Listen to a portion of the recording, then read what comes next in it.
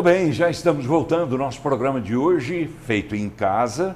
Aliás, feito em casa me lembra um disco do Antônio Adolfo, que foi lançado por volta de 1977, 78. Antônio Adolfo, da dupla, Antônio Adolfo e Tibério Gaspar, que fizeram tantos sucessos, né, como Samarina, por exemplo. Né, eles compuseram. Isso me veio à cabeça agora quando eu falei feito em casa. Ele lançou o primeiro disco feito em casa, o primeiro disco fora das grandes gravadoras, tal, feito em casa, um disco maravilhoso, né, que eu tenho o prazer de ter, e ele fazia lá, a gente está fazendo aqui agora, o programa em casa. E hoje recebendo o Dr. Fernando Krebs, que é promotor da Promotoria de Combate à Corrupção, e também o Fabrício Amaral, que é secretário de Turismo do Estado de Goiás, Goiás Turismo. Começo com quem, hein? A gente começou com... O senhor que veio de fora já aprendeu a curtir as coisas do turismo aqui em Goiás, doutor Fernando? Sim, eu aprecio, gosto de alguns lugares, especialmente, eu acho a cidade de Goiás uma cidade muito bonita, muito interessante, mas que tinha que ter um turismo mais desenvolvido, melhor explorado, né? Mais parece que é uma Exatamente, parece que é uma resistência da própria população da cidade de Goiás. Mas a cidade de Goiás tem uma arquitetura muito bonita que eu gosto muito, que é essa arquitetura colonial brasileira. E Pirenópolis também é uma cidade belíssima, né? Já com um turismo bem mais profissional, né? Pousadas, hotéis, restaurantes, bares e com uma vida bastante agitada, não é? Goiás é muito bonito, né? Eu fazia cavalgada. Goiás é patrimônio mundial da humanidade, pelo Unesco. Exatamente. Eu fazia cavalgada. Isso impede que haja algum tipo de mudança, não? Intervenções no centro histórico, a gente tem alguma resistência, questões legais, mas nada que possa modificar o fluxo da cidade, não. Isso é uma questão até antropológica da cidade de Goiás que a gente tenta corrigir. Não pode alterar, né, fachadas e tal, né, que são... Mas vou levar o Dr. Fernando para conhecer mais o estado, hein? Tem bons lugares. Não, tem outros lugares também. Mas eu me interessei quando você disse que... Eu fazia cavalgada, eu andava de cavalo manga larga marchador. E aí você começa... O senhor? Hã? O senhor? Eu gosto de cavalo também. Imagina o Dr. Fernando Krebs andando a cavalo. Os gaúchos adoram cavalos, né? Gostam muito, tem tradição. Só trouxe E daí, aqui eu cheguei a fazer equitação, né? E me lembro que fiz ali no batalhão da Polícia Montada. E o pessoal, né, com certeza de sacanagem, me colocava sempre uma égua que refugava nos obstáculos. Daí eu saía voando e a égua ficava. Mas eu tinha algumas quedas boas lá, né? Mas aprendi a cavalgar e tal, fazer hipismo, né? Depois fui cavalgar, daí fazer cavalgada mais tranquila, assim. E ao fazer cavalgada, você anda pelo interior do estado, né? Bacana. Pelo interior mesmo. E aí você vê o tanto que a natureza em Goiás, ela é bonita. Depois você tem Caldas Novas, você tem Rio Quente, né? Você tem aí uma série de opções, né? O senhor já foi muladeiro? Não, muladeiro não. Eu já andei de mula, né? E a mula marchadeira é uma maravilha, é um espetáculo, é muito boa. Só que a mula é um animal difícil de se lidar com ela, né? Já o cavalo não, o cavalo é mais tranquilo.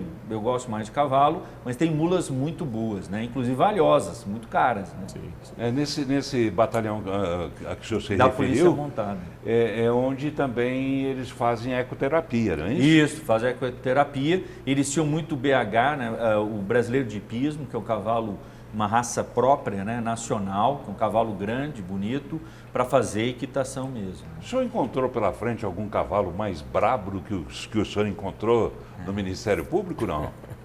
Não, só tinha essa égua lá que ela refugava nos obstáculos e me deixava voando lá.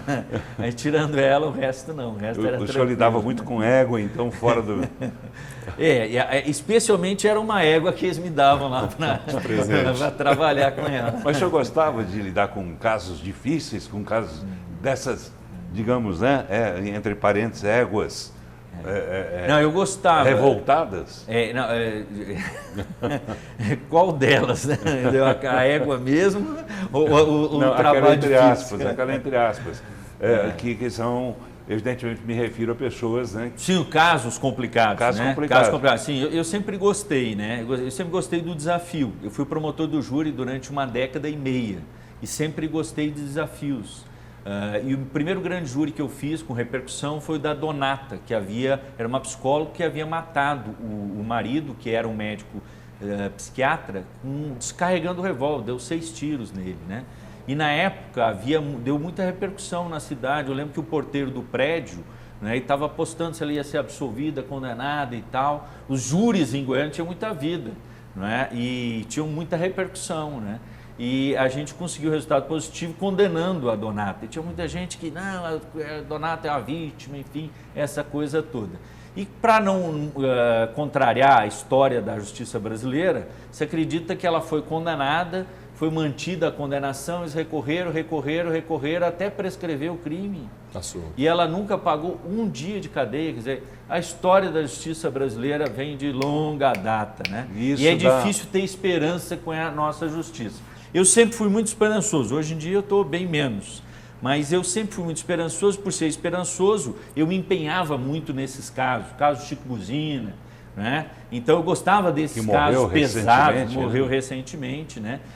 Gostava desses casos pesados, né? Casos polêmicos, né? Porque te exigem mais, né? O seu empenho é maior. É aquela coisa, quando você gosta de alguma coisa, você quer fazer sempre aquilo. Por exemplo, eu não gosto de jogar futebol porque eu não jogo nada, eu sou um pereba. Né? Mas quando você faz alguma coisa com algum talento, aí você gosta de fazer e as pessoas te chamam para fazer também. Né? Aquilo então, atrai, né? Atrai. E muitos familiares de vítimas de homicídio iam lá no meu gabinete, batiam a porta, não, eu queria que o senhor fizesse o júri do meu parente. Né? E eu me recordo, uma lembrança que eu tenho de uma senhora que perdeu um filho, que foi assassinado, e eu fiz o júri dela, do filho. Infelizmente, o réu foi absolvido, mas nós conseguimos recorrer, anular o júri, foi um novo júri, e ela voltou ao meu gabinete e eu quero que o senhor faça. Oh, mas eu acho que outro promotor deve fazer, porque eu não tive sucesso, ele foi absolvido. Não, doutor, eu gosto do senhor, eu confio no senhor, eu quero que o senhor faça. E o homem foi condenado. Então esse é o lado assim gratificante dessa coisa muito pesada que é o júri. É um troço muito carregado, inclusive espiritualmente muito carregado. O senhor se sente assim, espiritualmente? Eu me sentia. A mim não atingia. O senhor é religioso, não, a mim fervoroso? Não atingia, não, mas a gente... Não, eu não sou religioso, fervoroso, não.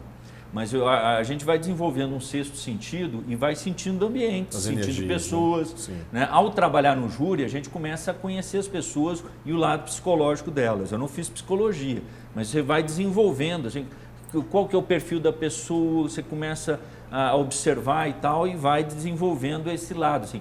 A gente conseguia, muitas vezes, descobrir como que o jurado estava votando. Né? Pelo comportamento dele. Você falava, ele não podia falar, mas você observava os gestos dele. Né? Você olhava no olho. Né? E aí você consegue sentir coisas que não estão ditas. Nem podiam estar. O que é que frustrou mais o senhor? Qual o caso que deixou o senhor mais frustrado? Mais frustrado? Do qual o senhor participou como promotor? Eu não diria. Eu, graças a Deus, eu não tenho assim grandes frustrações, e muito menos uma específica, né? Eu, graças a Deus, tive êxito profissional. Não é? Eu comecei no júri, fiquei lá 10 anos e meio. Quando comecei a fazer júri, eu estava só apanhando e perdendo e tal, e era absolvido. E assim fiquei 2 anos, apanhando. Aí depois eu fui aprendendo, não é? O caminho das pedras. E aí fui virando o resultado. Estudo é técnica? É técnica, é vocação, é talento. Né? Aprendi muito com um advogado extremamente humilde, que podia até ser limitado do ponto de vista técnico, mas era extremamente eficiente. Aprendi a não subestimar o adversário, jamais respeitá-lo, né? E sabendo assim, quando o jogo está ganho, aí que você tem que tomar mais cuidado. Aí você tem que tomar mais cuidado, você tem que ser mais meticuloso. Aprendi a ser meticuloso, eu sou míope, né? E o míope, ele é detalhista, ele é cuidadoso. Então eu cuidava dos detalhes, né? Porque o júri se ganha no detalhe. Né? O júri é uma arte, né? O júri é algo muito bonito, quando você tem um bom juiz que não fica se metendo no júri, porque ele não tem que se meter, mas tem um bom advogado do outro lado e tal, e um corpo de jurados razoável, ele é belíssimo. O senhor aprendeu com quem? O senhor pode dizer o nome de quem?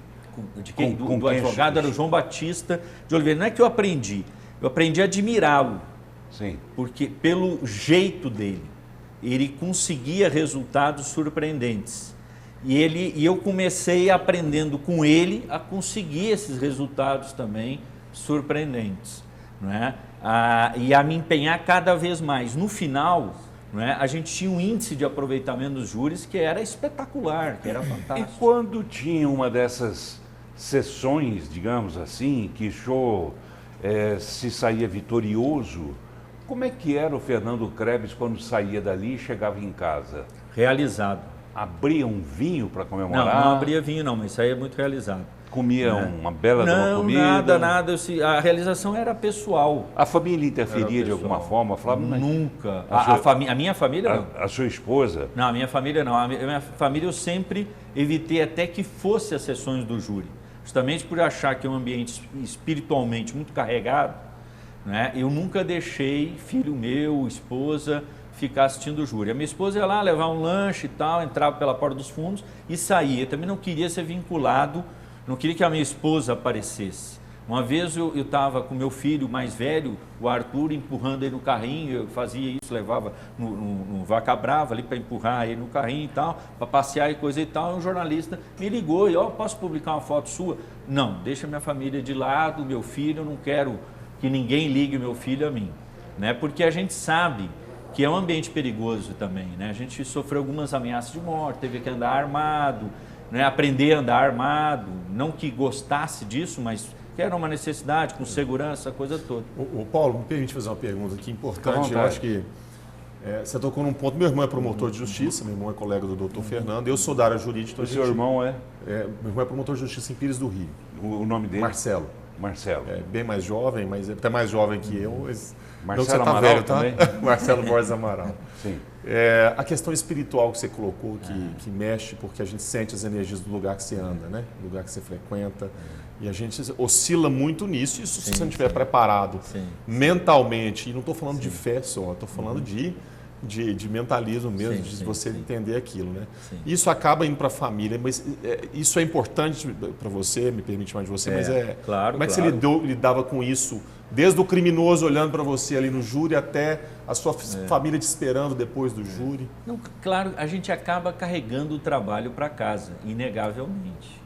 E aí o estresse do trabalho você acaba levando para casa. Eu não diria que o ambiente você carrega ele, aquela energia negativa do ambiente, mas o estresse sim. Né? Agora, eu particularmente fazer júri para mim foi ótimo, porque senão eu tinha enlouquecido, parado no hospício, coisa assim. Então, para minha personalidade, uma pessoa assim agitada, uma pessoa meio workaholic e tal, né? Então para mim fazer júri era uma maravilha. Porque era um momento que eu tinha de me digladiar com alguém, né, lá no tribunal do júri. E né, se eu sentia prazer nisso? Pelo trabalho bem feito, a gente sente prazer. Né? Eu sou um profissional, né? Eu fazia o trabalho profissional e fazia o melhor possível. Sempre me empenhei muito para fazê-lo da melhor maneira possível, fazer um júri melhor que o outro, conseguir um resultado melhor que o outro. Eu sempre fui muito competitivo e comigo mesmo.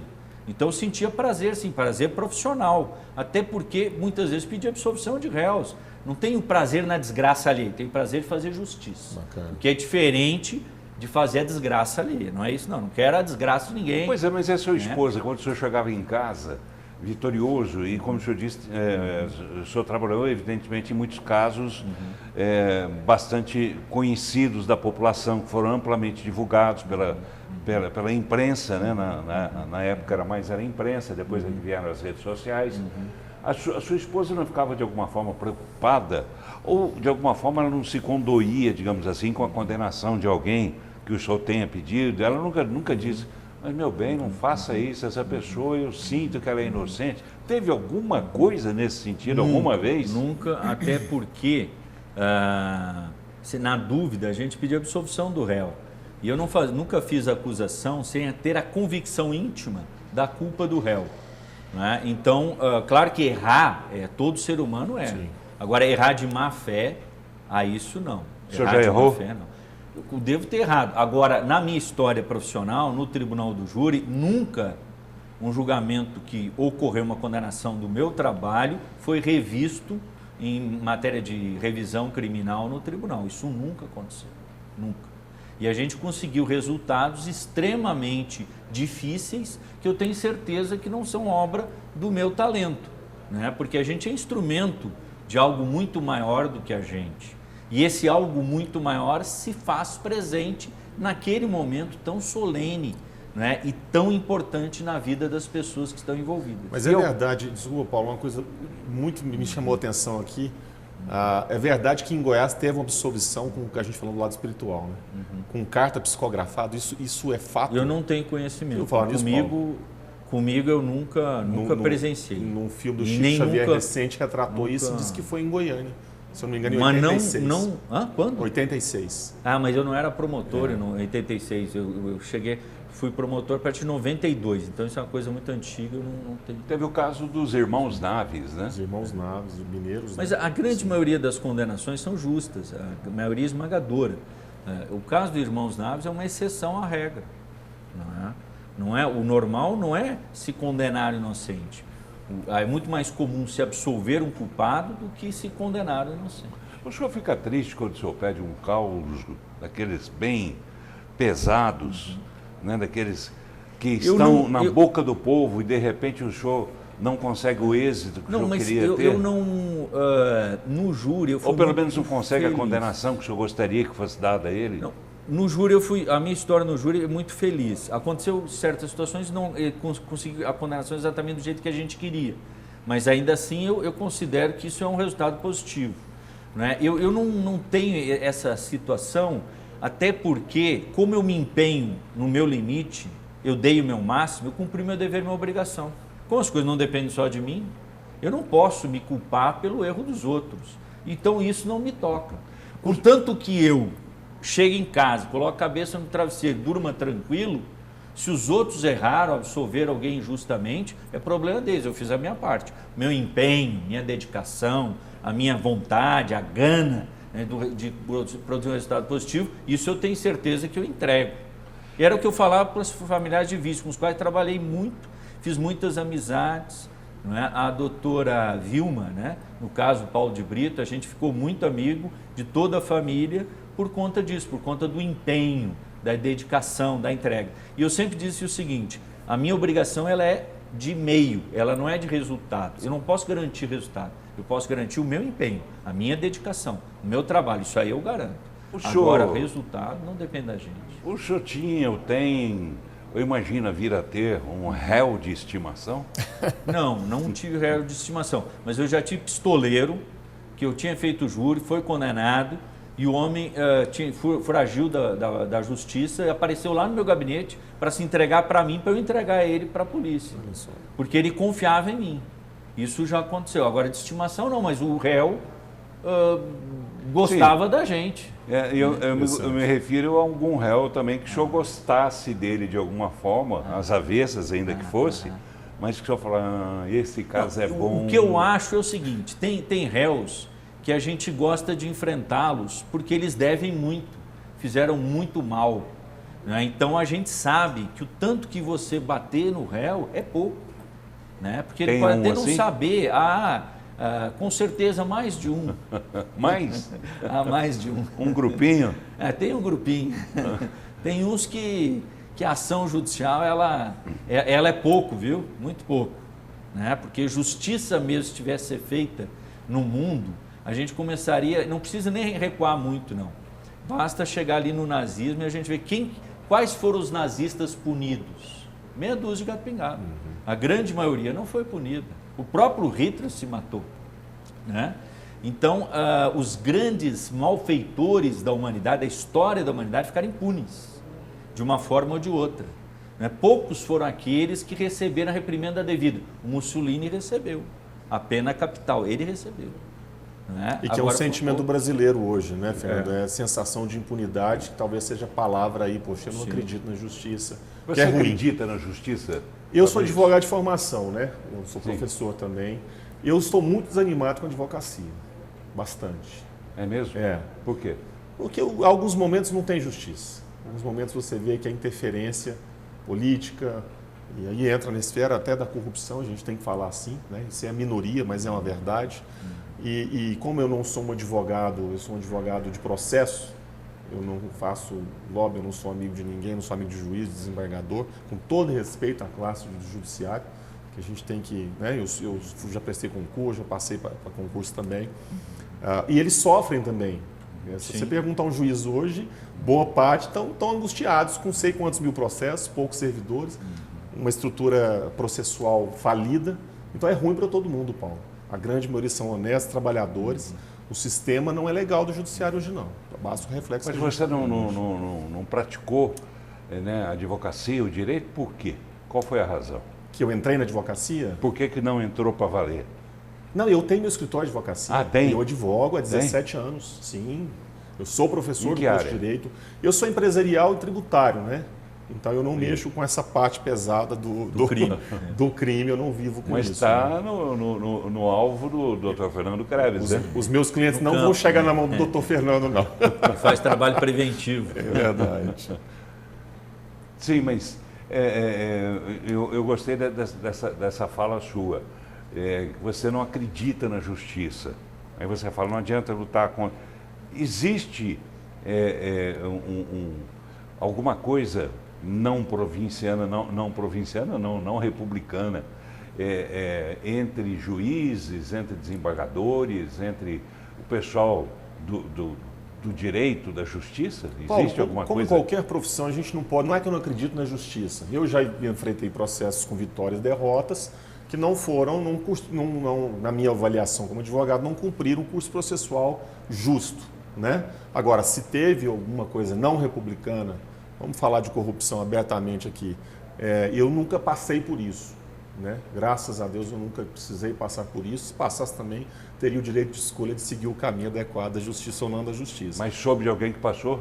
A gente sabe algum comentário ou outro que infelizmente acontece, eu acho que é a grande minoria, e essas pessoas têm que ser duramente punidas, né, doutor Fernando? Eu acho que tem que dar exemplo, porque não cabe mais na minha geração, na geração que está vindo aí um pouco mais à frente, nós temos 12 anos de diferença de idade, esse tipo de comportamento eu acho que a gente tem que enfrentar de peito aberto. Como é que o senhor recebeu aquela frase do Weintraub, quando ele disse naquela famosa reunião, né, dos ministros com o presidente Jair Bolsonaro, que ele deveria prender todo mundo, a começar pela turma aí do lado, e apontou para o pessoal do STF, do Supremo Tribunal Federal. O senhor concorda com ele? Não acho que é um comportamento adequado para nenhum representante de poder, né? A gente segue essas pessoas. Uma coisa é o né? comportamento, outra coisa é a ideia. O senhor concorda com a ideia dele? Não concordo com a ideia. Não concordo com a ideia, até que se mostre que o STF, com os ministros, esteja envolvido em coisas tão graves, né? A gente não pode perder a esperança.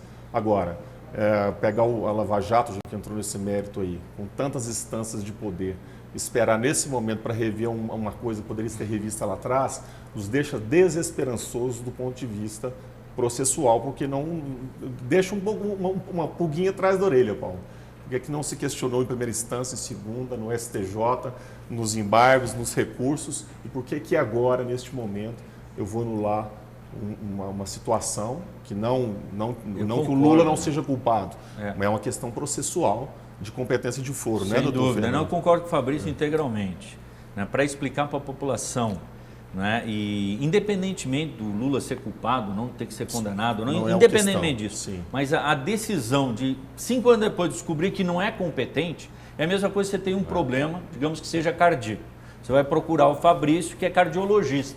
Não é verdade? Sim. Você não vai procurar a mim, que eu sou urologista. Podólogo, né? Podólogo, sei lá, o que ele compreende? Ele não vai me procurar, você vai procurar ele.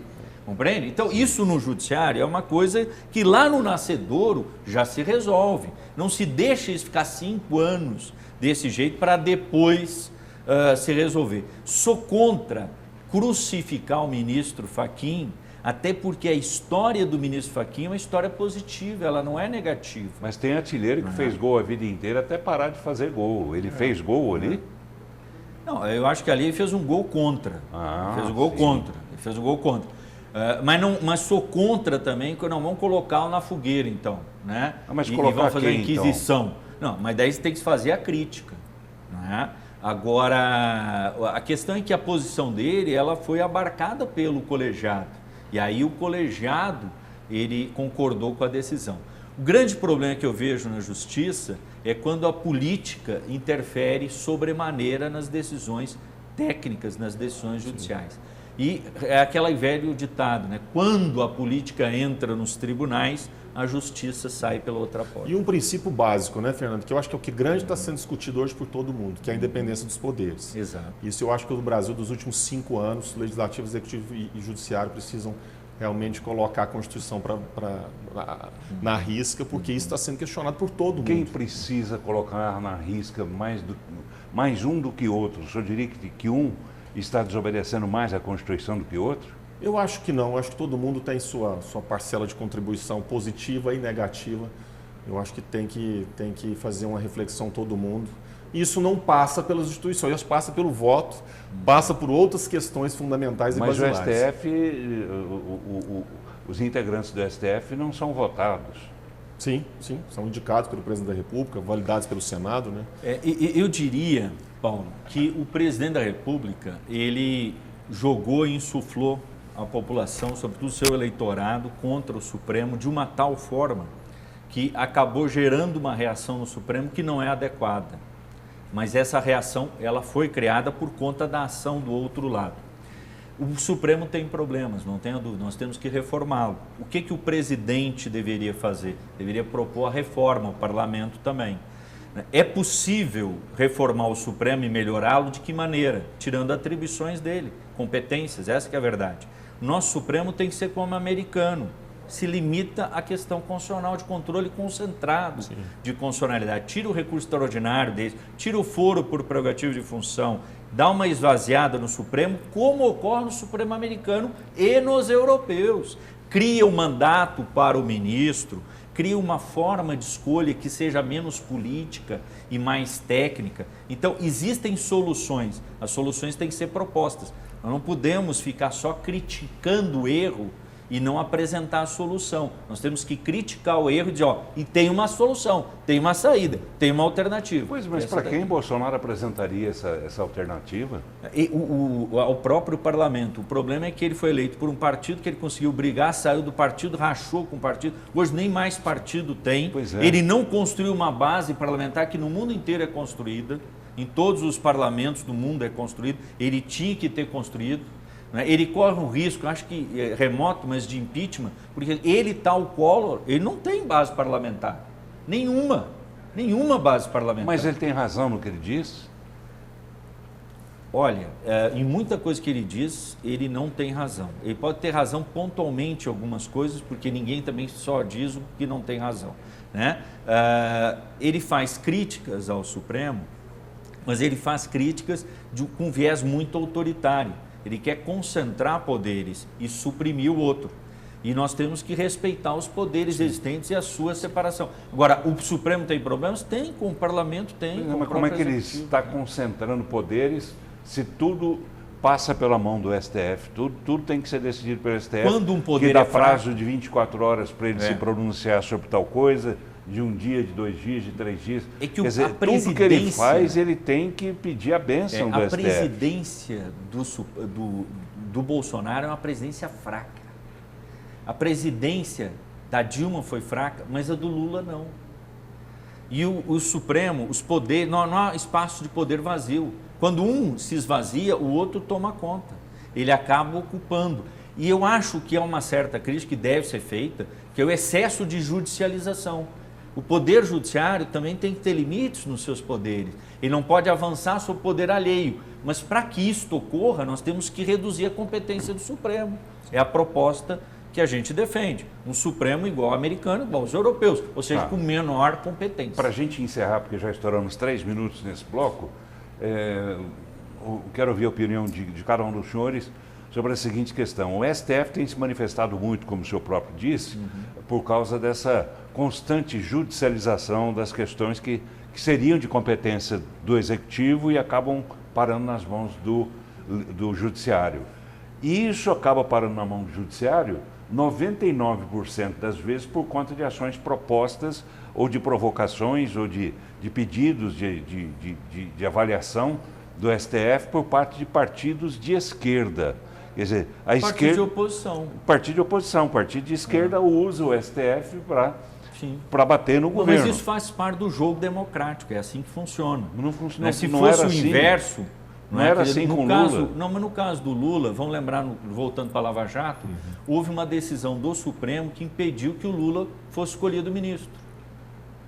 Não é? Então nós tivemos também situações assim na época do Lula, da Dilma.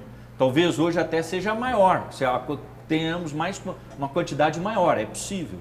Mas nós temos uma história recente, não é, de excesso de poderes, de excesso de intervencionismo do judiciário, que não é de hoje, não é de agora. Tá bem. A sua opinião, por favor, para a gente encerrar. Eu concordo com o doutor Fernando e eu acho que a oposição sempre existiu, mas de uma maneira diferente, né? A chegada aos questionamentos de uma linguagem diferente. Eu acho que o partido de esquerda, sobretudo liderado pelo PT, faz isso muito bem em relação à direita. Eu acho o PT mais contundente e mais habilidoso nessa causa de judicialização. Muito bem ou muito mal, dependendo do ponto de vista. Do ponto de vista processual, ele chega. Agora, se o mérito é a voz da população, aí isso é o questionamento, né? Tá bem, a gente iria muito longe, né, com essa conversa. Eu vou chamar um intervalo e em seguida a gente volta para retomar, né, aquele papo nosso original, inicial, né? Quero saber o que é que o Fabrício faz, não apenas como secretário de turismo, mas também como o cidadão Fabrício, assim como o doutor Fernando Krebs também. A gente vai saber logo depois do intervalo. Fique ligado.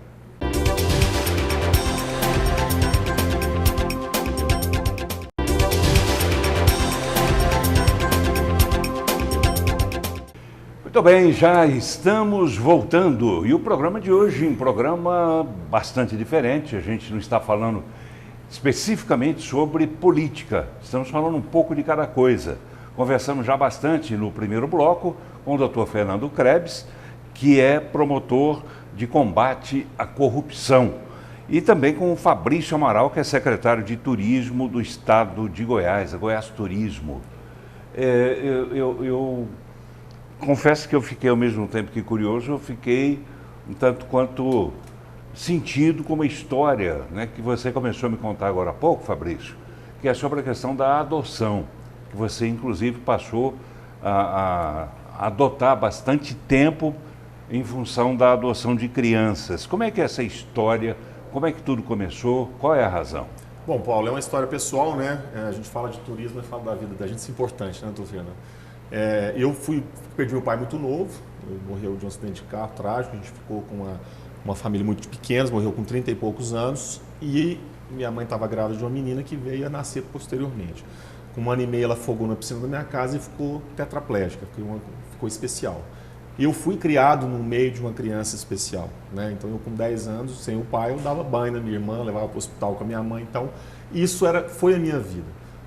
Me casei, fomos tentar ter filhos, eu fiz 6 tratamentos, não tivemos êxito, ela engravidou, perdeu, aí eu falei, vamos adotar. Quando nós fomos adotar, a fila de adoção para crianças brancas, do olho azul e lindinhas, ela é gigantesca. Ninguém quer, a maioria... E novinhas, né? Bebê. Ninguém passou de 3 anos, a adoção, a curva, a pirâmide é absolutamente invertida. Eu cheguei na minha esposa, a Tatiana, falei, Tati, vamos adotar um filho especial. Num primeiro momento ela levou um susto. Falei, como assim? Né? Eu já não tive meu filho, nós perdemos um filho, isso foi em maio de 2018, eu já estava na fila, em novembro de 2018, eu não estava no governo, obviamente, me ligaram do juizado para buscar a criança. Mostrei para ela que aquilo não era nenhum cenário que a gente não suportaria, né? Houve realmente um pouco de preconceito no início, é natural, né? A gente vai descobrindo que o ser humano... Eu tive, Paulo, certamente 50% das pessoas que eu estou falando desse assunto, preconceito em relação a isso, dentro da família. Você é doido, você vai adotar um menino especial, blá, blá, blá. Vai dar trabalho. Vai dar trabalho, não mexe com isso não, como se fosse uma coisa. Recentemente eu escutei o seguinte, um amigo meu perdeu o filho, falou para mim, você não sabe o que é isso não, porque você não teve um filho, você teve um filho adotivo. Aquilo você tem que engolir. Hoje eu tenho estrutura até espiritual para poder separar as coisas e seguir adiante, porque você se machuca, você escuta coisas muito difíceis. Adotamos o Rafael, ele tinha esquizencefalia, ele não tinha metade do direito de um lado do cérebro, depois eu até mostro a foto, é um menino perfeito, visualmente, assim, estético, né, do visual. Com 1 mês de idade, com 6 meses ele veio a falecer, né, no Hospital da Criança com um decorrente de... Ele tinha hidrocefalia, ele teve várias complicações e não tinha possibilidade. Foi difícil, obviamente, porque o filho adotivo você é um amor incondicional, inexplicável, né? Eu me envolvi muito nisso. E aí comecei a fazer amizades e entrar de pessoas que tinham a mesma situação que eu. São poucas, não são muitas, perto de um universo, né? Vamos dizer, exponencial. Mas o que virou na minha vida hoje em relação a isso? De forma muito esperançosa. Por que as pessoas não adotam criança especial? Por que as pessoas não adotam um grupo de irmão? Por que as pessoas não adotam uma criança com 8, 9, 10, 15 anos? Né? Então, é um grande problema hoje para o Tribunal de Justiça, para o Poder Judiciário, porque com 18 anos, Paulo, esses jovens são convidados a sair. Quer dizer, eu nunca tive pai, nunca tive mãe, fui criada no abrigo, com 18 anos pelo Estatuto da Criança e Adolescente, eles são obrigados a sair. Então, são situações sociais que a sociedade não se discute.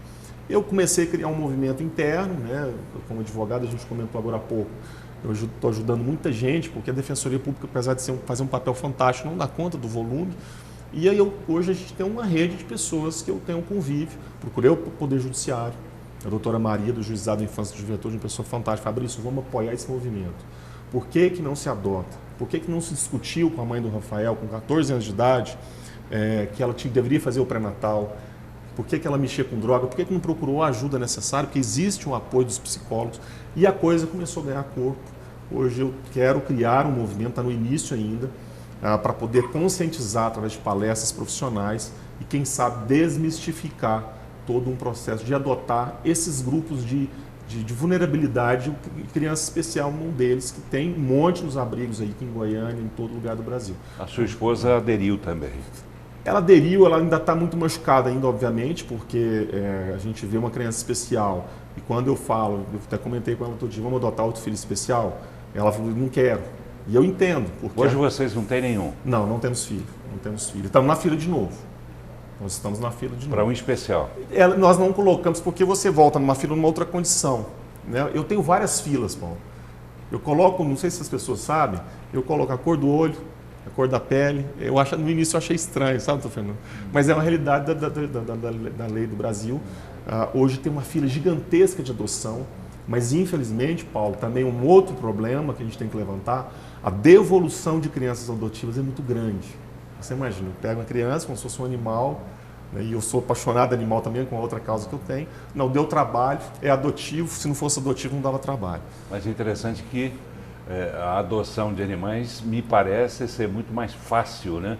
Não só fácil, como mais procurada do que uma adoção de criança, né? Com certeza, com certeza. E a legislação, até uma questão que eu questiono como operador do direito, até que ponto o pátrio poder dos pais, ele é necessário. O que eu estou querendo dizer?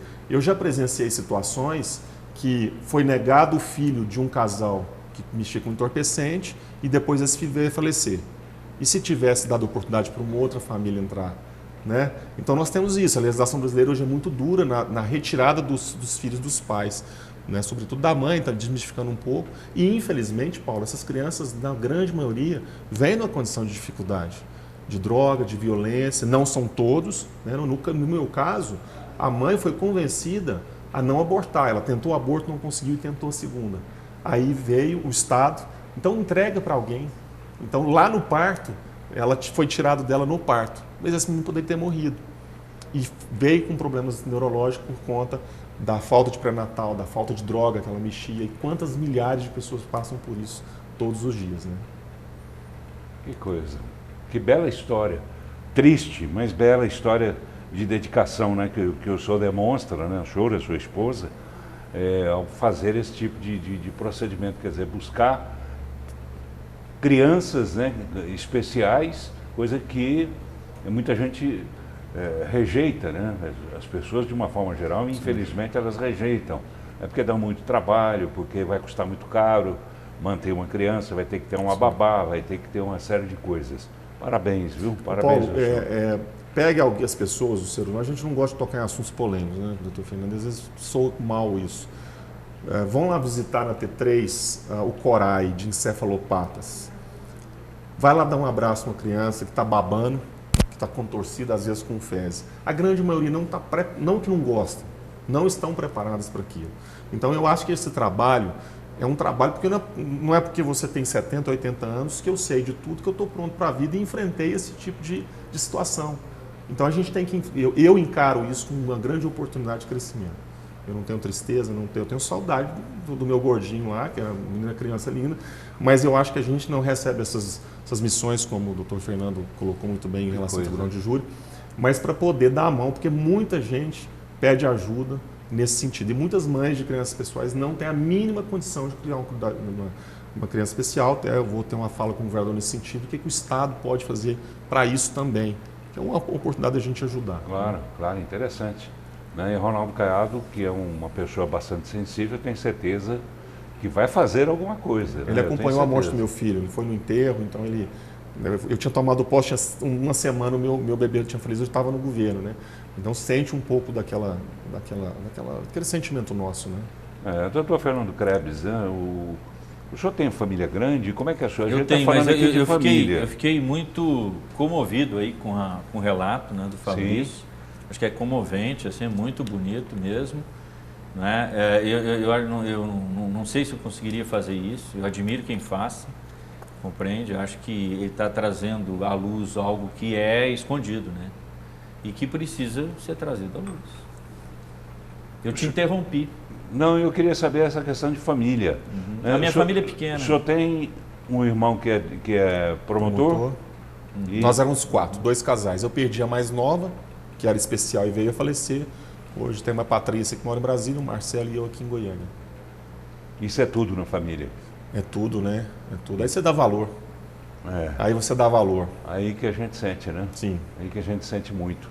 O senhor é de família grande? Não, a minha família é muito pequena. As famílias no Rio Grande do Sul são famílias nucleares. São famílias muito pequenas. Né? O senhor nasceu em? Eu nasci em Porto Alegre, na capital, né? E sou filho da PUC. Estudei na PUC, lá me formei lá. Nós éramos 2 irmãos por parte de pai e de mãe, né? E de pai tinha mais 2 irmãos, né? Então nós éramos 4, né? Um que é o meu germano, né? Que é pai e mãe, né? Ele era médico, psiquiatra. Se suicidou por uso de droga, né? Eu tenho outro irmão que é advogado no Rio Grande do Sul e o mais novo, esse outro irmão que é advogado e o mais novo eram só de parte de pai. E esse também se suicidou e também uso de droga. Que é isso? 2 irmãos? E 2 irmãos. Então foi assim, realmente uma desgraça grande. Mas a gente tem que superar isso tudo. E eu tinha tudo assim para achar que tem que pegar traficante, colocar na fogueira e queimar. Mas eu, particularmente, refletindo, cheguei à conclusão de que nós perdemos a guerra contra as drogas e, já que perdemos, nos resta a alternativa da legalização. Eu hoje sou favorável à legalização de todas as drogas. E acho que o mundo caminha nesse sentido. E o melhor exemplo são os americanos. Eles estão legalizando gradativamente em vários estados americanos. Porque eu penso o seguinte, que a droga e o drogado é um doente. O Estado tem que tratar o doente. E por que você legaliza? Para cobrar tributo como você cobra do cigarro e da bebida.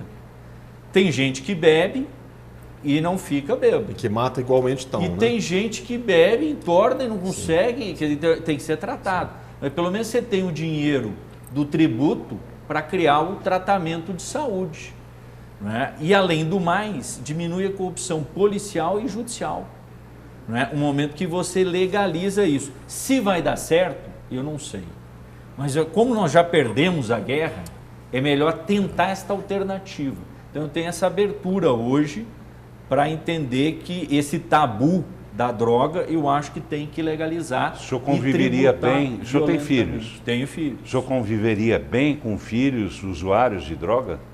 Não, eu não quero isso para os meus filhos e não quero para ninguém. Sim, mas o senhor defende que isso... Mas a questão é a seguinte, a pessoa que vai para essa via, ela é uma pessoa doente, ela precisa ser tratada. Né? E tem famílias que têm condições de oferecer tratamento de saúde bom, outros resta só o SUS.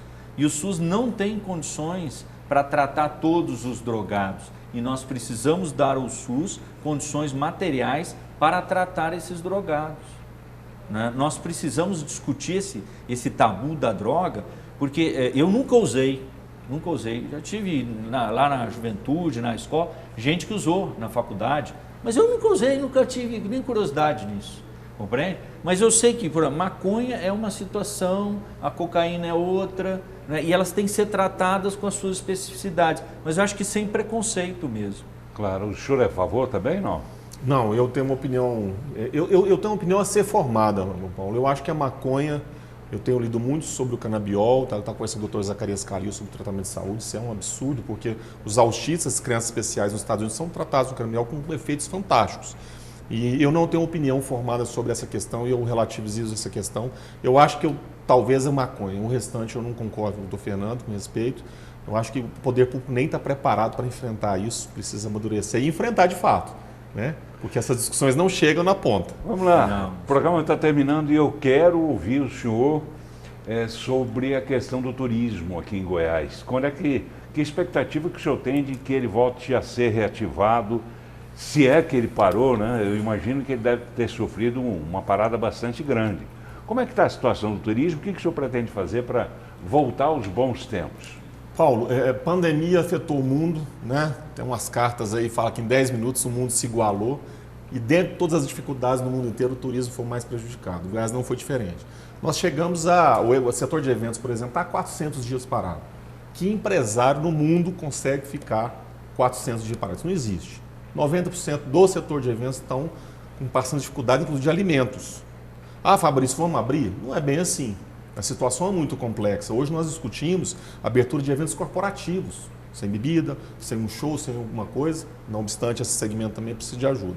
É muito difícil. Eu tenho falado para o pessoal, gente, vamos dialogar semanalmente. Não existe decreto que não possa ser revogado, não existe diálogo que não possa romper algumas barreiras. Eu sempre defendi a harmonia, saúde, o emprego e a renda. Não entra um pouco na minha cabeça priorizar alguns segmentos em detrimento daqueles que geram tributo, emprego e renda, né? Então às vezes o poder público, você vai nas praças hoje, estão lotadas. Mas e o restaurante e o segmento corporativo que posso fazer com 100 pessoas, entram, assistem, vão embora. Então assim, a situação é muito crítica ainda. A gente tem um ponto de esperança importante em Goiás, que é a natureza. Goiás hoje é top 5, top 3 do Brasil fácil de natureza. Nós temos uma diversidade de natureza muito grande. Isso é uma tendência mundial. A Goiás Turismo está apostando, o governador também, já falei várias vezes com ele, vamos apostar no turismo de natureza, trilhas, cachoeiras, experiências como o Caminho de Cora Coralina, né? que brilha, que resgata a cultura local, Caldas Novas, tem água quente, mas você tem um parque do lado, vamos fazer as coisas funcionarem, as pessoas vão para água quente, mas vão fazer caminhada, fazer observação de pássaros, que gera muita economia. Então nós temos, eu acredito que em 12 meses, nos próximos 12 meses, a gente vai avançar bastante em relação à política pública efetiva, que infelizmente em Goiás nunca teve do ponto de vista do turismo. Nunca teve nos últimos 30 anos política pública de fato, independente de quem está no poder ou não, de modo que tenha continuidade do turismo, que é maravilhoso em Goiás. Tá, nós temos um vídeo aqui que o seu pessoal enviou para a gente, que tem algumas cenas interessantes.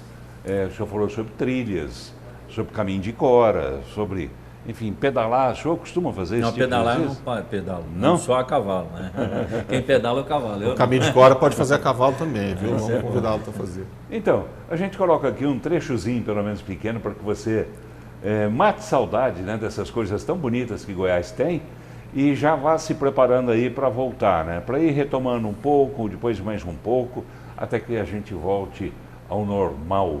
Que será um novo normal ou o velho normal? Sabe Deus. Vamos ver. Que Goiás é um estado lindo, todo mundo sabe. E não é de hoje que estamos na moda. Afinal, recebemos com carinho e aconchego. Oferecemos aquelas comidinhas que só existem por aqui, do jeito farturento dos goianos. Queremos você aqui para fazer escalada, trekking, passear ou descansar. Que tal contemplar as belezas do Cerrado na trilha do Caminho de Cora Coralina? São 300 quilômetros de aventura, história, cultura e poesia. Se a opção é o turismo rural, os hotéis fazenda proporcionam dias de descanso e experiências com as tradições do homem do campo, o contato com os animais. o tempero da comida caseira, a cachaça goiana. E por falar em natureza, Goiás é o destino ideal para os amantes do ecoturismo. As unidades de conservação e o cerrado preservado. A Chapada dos Veadeiros, das belezas naturais e do misticismo. O Parque Nacional das Emas, onde é possível fazer safari pela savana brasileira. O Parque de Terra Ronca é um dos maiores complexos de cavernas da América Latina. As praias de areia branquinha do Rio Araguaia e seus acampamentos, que vão do rústico ao moderno. Os Lagos das Brisas e de Serra da Mesa, o maior em volume de água do Brasil. Em Goiás se pratica a pesca esportiva o ano inteiro. Espécies raras, o tubarão dos rios, a piraíba e o tucunaré azul. E ainda você pode garantir dias de descanso nos diversos parques aquáticos, na maior estância hidrotermal do mundo. Nossos patrimônios culturais e históricos, como os casarões da Era do Ouro, a poesia de Cora Coralina, o pastelim, os doces cristalizados, o empadão goiano, nosso artesanato, a fé manifestada nas congadas, cavalhadas, procissão do fogaréu e nas romarias espalhadas por todo o estado, como a do Divino Pai Eterno, uma das 3 maiores do país. A capital Goiânia, que já conta com aeroporto internacional, é referência em turismo de negócios, eventos e saúde. A cidade da qualidade de vida, com seus mais de 35 parques ambientais, também é o 2º maior polo de moda do país. Todas essas riquezas de Goiás te esperam de braços abertos. Somos todos Goiás. Então, que pena, né? O programa já acabou. Eu quero agradecer muito a você pela companhia, pela audiência, e quero agradecer muito a essas 2 pessoas que fizeram com que esse programa fosse como foi. Muito bom, um programa muito interessante, maravilhoso, com os nossos convidados se abrindo em relação a assuntos, né, que para alguns são tabu, mas que fazem parte da nossa vida. Basta saber enfrentar situações e vencer essas situações. Quero começar agradecendo aqui o Fabrício Amaral, que é secretário de Turismo do Estado de Goiás. Muito obrigado, Fabrício, foi um prazer receber você aqui em casa, né? Obrigado por ter vindo. Obrigado, Paulo, você é muito simpático, nos deixa muito à vontade com a sua história, né? Eu me senti muito à vontade de abrir temas realmente polêmicos, né, doutor Fernando? Um prazer. O turismo de Goiás é maravilhoso, acreditem, nós vamos entregar isso para o povo, né? O turismo acontece lá nas cidades, não acontece aqui no estado. Obrigado. É verdade. Eu assumo um compromisso com você de a gente brevemente voltar a falar também, para que a gente possa explorar melhor essa questão do turismo, né? Que tem muitas nuances aí que a gente deixou de falar, exatamente porque a gente acabou ouvindo histórias maravilhosas a respeito de vocês 2. Tá bem? Ok, combinado. Fica o convite feito aqui no ar. Assim como fica também para o Fernando Krebs, né, para que volte ao programa para a gente falar um pouco mais. O senhor não falou nada do Grêmio? Pois é, não deu tempo. Não deu tempo. Fica para a próxima, né? Doutor Krebs, obrigado por ter vindo. Eu que agradeço, foi um prazer conversar com o Fabrício, conhecê-lo. Eu não conhecia, né, pessoalmente, né? E você é papa, né, na comunicação em Goiás, né? Imagina. Faz parte do patrimônio histórico de Goiás, né? Então, fica muito fácil, né, conversar contigo e os telespectadores só têm a ganhar, né? É isso, obrigado. Obrigado aos senhores. Está aqui o álcool, a gente já vai passar o álcool, né, doutor Fabrício? O Fabrício, moça, doutor Fabrício, né, advogado também, é doutor Fabrício. A gente vai passar o álcool, vai já colocar a máscara, que a gente vai ficar um pouco mais perto ali para conversar, mas fica o detalhe para você, telespectador. Não usamos máscara por uma decisão dos nossos convidados, que acharam, não é isso? Que entenderam. Mas a máscara está aqui. A máscara está aí, a gente vai usar agora para chegar mais perto, para conversar mais coisas ainda, porque o programa acabou, mas o nosso papo ainda não. Um grande abraço para você, uma boa noite.